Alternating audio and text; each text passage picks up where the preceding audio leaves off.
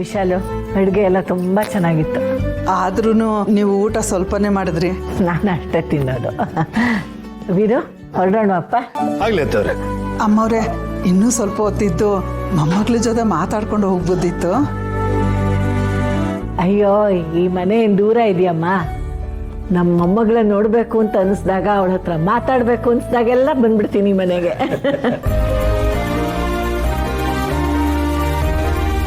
ಸುಬ್ಬು ಅಪ್ಪ ರಾವಣಿ ಮುರೆ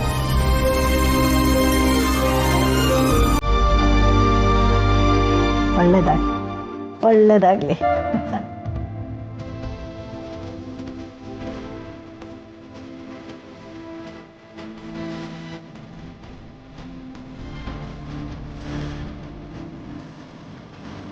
ಕ್ಷಮಿಸಿ, ಇವರೆಲ್ಲರೂ ನಿಮ್ಮನ್ನ ನನ್ನ ಅಪ್ಪ ಅಂತ ಅನ್ಕೊಂಡಿದ್ದಾರೆ.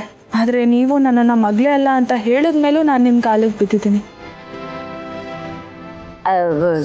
ಸಾಹೇಬ್ರೆ, ಅದೇನೋ ನಿರ್ಧಾರ ತಿಳಿಸ್ತೀನಿ ಅಂತ ಹೇಳಿದ್ರಲ್ಲ, ಅದೇನು ಅಂತ ಇವಾಗಲೇ ಹೇಳಿಬಿಟ್ರೆ ನಮ್ಮ ಕರ್ಣಗಳಿಗೆ ಆನಂದ, ನಮ್ಮ ಹೃದಯಕ್ಕೆ ನೆಮ್ಮದಿ ಸಿಗುತ್ತೆ. ಹೇಳ್ತೀನಿ, ಆದರೆ ಈಗಲೇ ಅಲ್ಲ, ಸಮಯ ಬಂದಾಗ ಎಲ್ರಿಗೂ ಹೇಳ್ತೀನಿ. ಹಂಗಂತೀರ? ಯಜಮಾನ್ರೆ, ಏನಾದರೂ ತೊಂದರೆ ಆಯ್ತಾ? ಸುಬ್ಬು ಕೆಲವು ಸಮಸ್ಯೆಗಳನ್ನು ಪರಿಹಾರ ಮಾಡಬೇಕು. ಕಾಲಿಗೆ ಮುಳ್ಳು ಚುಚ್ಕೊಂಡಾಗ ನೋವು ಅದಾಗದೆ ಕಡಿಮೆ ಆಗುತ್ತೆ ಅಂತ ಸುಮ್ಮನಿರೋ ಬದಲು ಆ ಮುಳ್ಳನ್ನ ಕಿತ್ತು ಎಸೆಯೋದು ಒಳ್ಳೆಯದು. ಸಮಸ್ಯೆನೂ ಹಾಗೆ. ನಾವು ಸಮಸ್ಯೆನ ಸಹಿಸ್ಕೋತಾ ಕೂರೋದ್ರ ಬದಲು ಬಗೆಹರಿಸ್ಕೊಳ್ಳೋದು ಒಳ್ಳೆಯದು.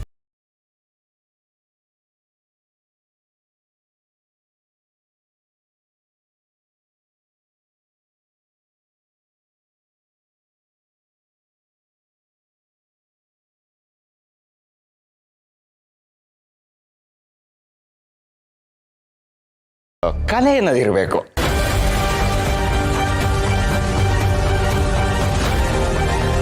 ಹಾಗೆಲ್ಲ ಏನೂ ಇಲ್ಲ. ನನ್ನ ಮಾತುಗಳು ಕ್ರಮೇಣ ನಿಮಗೆ ಅರ್ಥ ಆಗುತ್ತೆ. ಹೇಳಿದ್ನಲ್ಲ, ಎಲ್ರಿಗೂ ನಾನೇ ಖುದ್ದಾಗಿ ತಿಳಿಸ್ತೀನಿ ಅಂತ. ಹೊಡೋಣ ಮಾಡ್ತೇವ್ರೆ. ಹಾಂ ಬರ್ತೀನಿ. ನಡೀರಿ.